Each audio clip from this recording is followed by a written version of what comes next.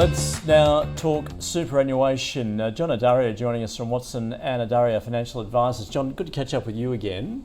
Thanks for having me, Andrew. Can we start with the budget? Do we hear anything there that's potential changes afoot that we need to consider? There was hardly anything for super directly. What I suppose is the change in tax rates, I think, compared to super, is what I suppose was indirectly in the budget regarding people, particularly people that salary sacrifice into superannuation. All right, but beyond that, very little. Were you looking for anything? Well, look, I'd say given that the tax rate in super has been 15% forever, I dare say that the government would consider a 1 or 2% increase in that, given they're trying to pay down a deficit. But I suppose that'd be a huge baby boomer vote loser. So So what's going on with the changes to the tax breaks for accounts of more than $3 million? That hasn't been passed through Parliament yet, but they're thinking of taxing everything over $3 million at 30%. But I mean, that's been on the books for a long time now. So is it stalled? Or is there just no appetite for it? Are they politically they're seeing this as being very difficult? Yeah, you'd think it wouldn't be a huge vote loser given how many people have a balance over 3 million. I think there's just other things with super that have been on the agenda they see as more pressing than that one.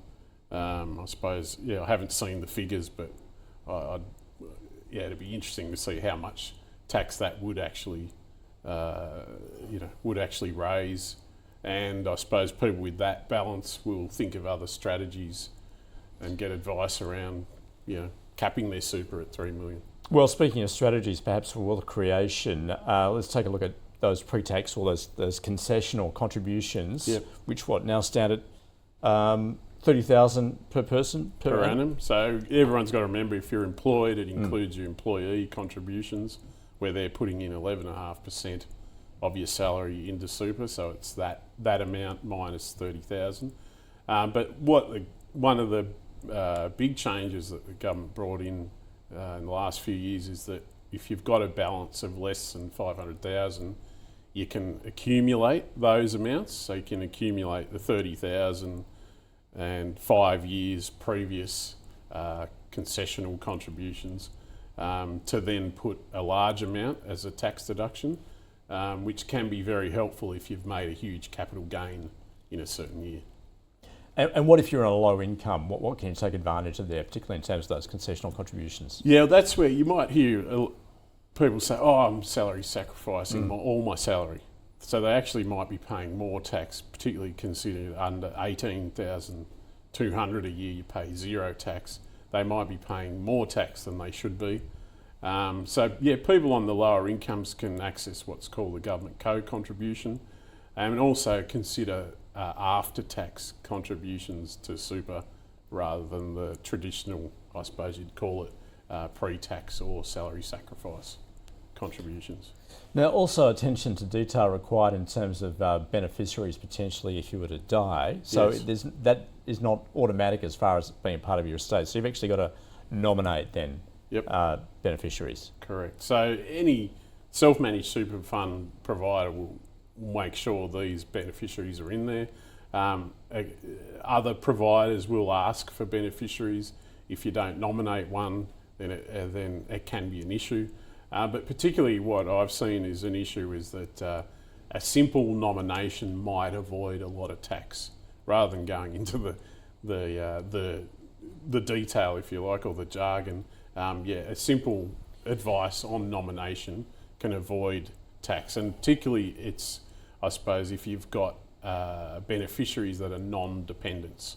So the government says, well, if they're non-dependent, they don't necessarily need the money, so we'll tax them, your beneficiaries, from any super benefit that they receive. Is that a common problem you find with clients? Is they run into that problem, they don't realise until it's that they've died that those left, you've got to deal with that. And it might have just been a simple change in nomination, avoid thousands of dollars in tax.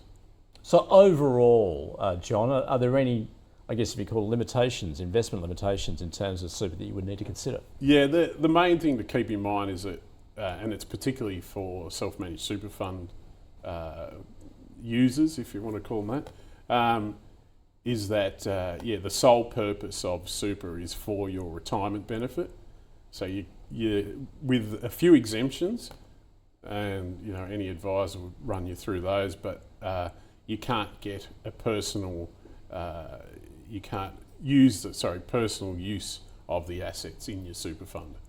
So you can buy things like artwork, but you have to store them somewhere where you don't get personal use from them or personal benefit from them before your retirement or before you release them from your super fund. So yeah, there are exemptions. There's a lot of, amazing amount of rules in that area for self-managed super fund.